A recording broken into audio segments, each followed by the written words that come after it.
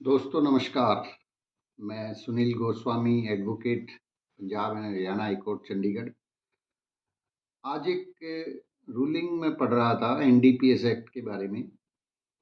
NDPS act बहुत tough provision है, आप सब लोग जानते हैं, और उसमें बेल जो है बेल के लिए बहुत स्ट्रिक्ट रूल्स हैं। कमर्शियल क्वांटिटी अगर होती है तो उसमें बेल ना के बराबर जो है होती है। एनडीपीएस एक्ट के अंदर बहुत सारे जो है ना पदार्थ हैं, बहुत सारी चीज़ें हैं जिनको डिफाइन किया गया है, जिनमें से एक गांजा भी है। गांजा आप लोग जानते होंगे। जो केस मैंने पढ़ा, उस केस के अंदर एक व्यक्ति से के ऊपर एलिगेशन ये लगे कि उसने गांजा के जो बीज होते हैं वो सप्लाई किए, गांजे के बीज।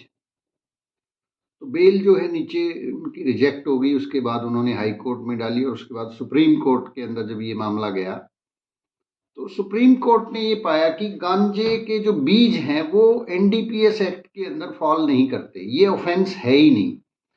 तो इस आधार पे उस व्यक्ति को जमानत मिली।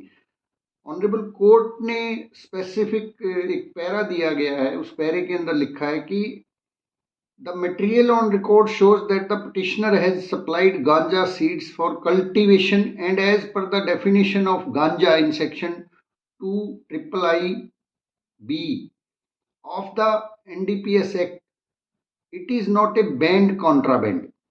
There are no specific allegations that the ganja seeds were supplied by the petitioner to the other person with an intention to receive back the grown ganja after cultivation.